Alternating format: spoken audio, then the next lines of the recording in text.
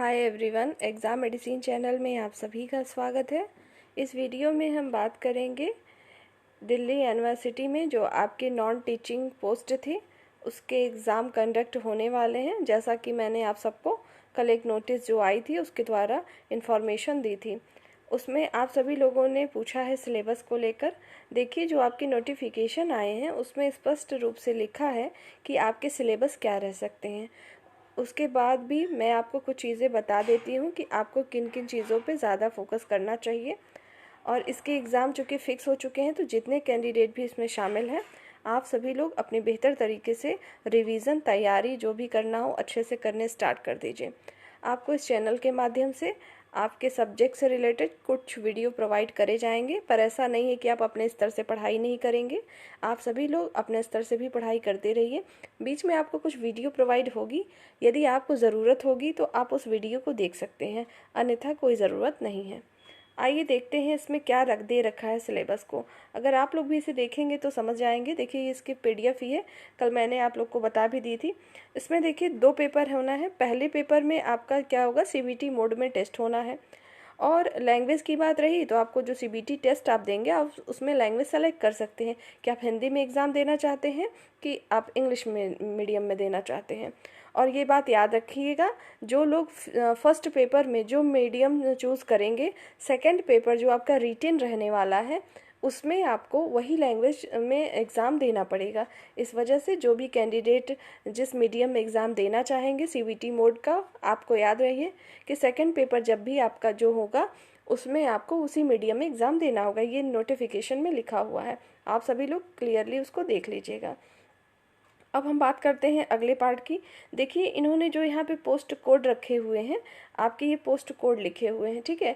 जैसे post code P है, फिर 011 है, ठीक है, इस प्रकार से इनको, और फिर इसी को मेंशन किया है आगे नोटिफिकेशन में। इसी को देखते हुए हम क्लियर करेंगे कि आपको क्या चीज़ें जाननी चाहिए।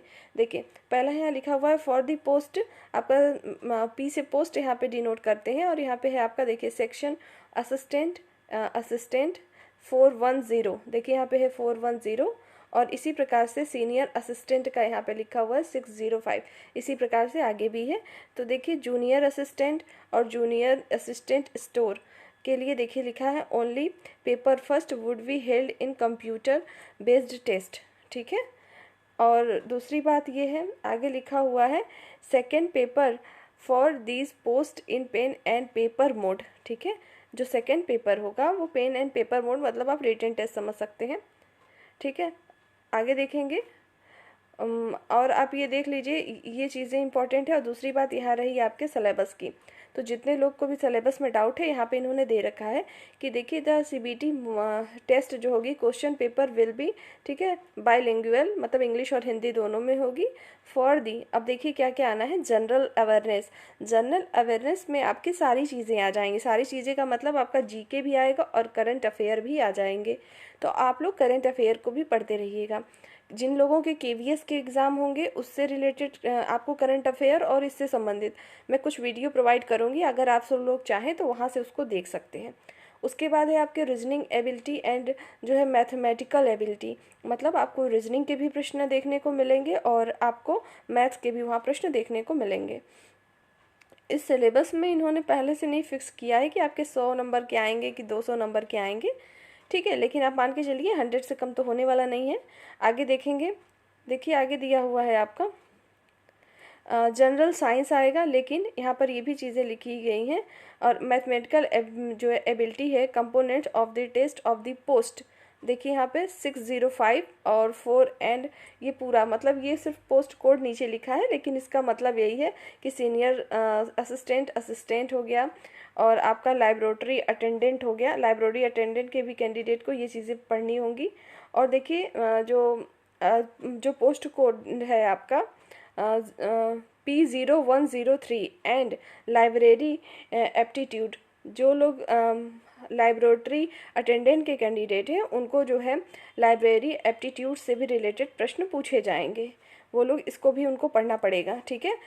और जिनका और बाकी जितने भी पद इसमें दिए गए हैं, जैसे आपका है सीनियर असिस्टेंट है, ठीक है, और आपके और आपका असिस्टेंट है, इन सभी लोगों को आपके मेन फोकस करना किस पे पड़ेगा कि जनरल साइंस पे और रीजनिंग, मैथ, ये चीज़ें। इंग्लिश और हिंदी इसमें नहीं आने वाली है क्योंकि इसमें मेंशन भी नहीं है। और दूसरी बात ये है कि इसको ध्यान रखेंगे, देखिए general science component of the post P0103, तो ये जो पोस्ट कोड है ये है आपका जूनियर लाइब्रेटरी अटेंडेंट का है। तो जितने भी कैंडिडेट लाइब्रेटरी अटेंडेंट के हैं उन सभी लोगों को जनरल साइंस पे ज़्यादा फोकस करना है, क्योंकि आप लोग को जनरल साइंस से प्रश्न आएंगे।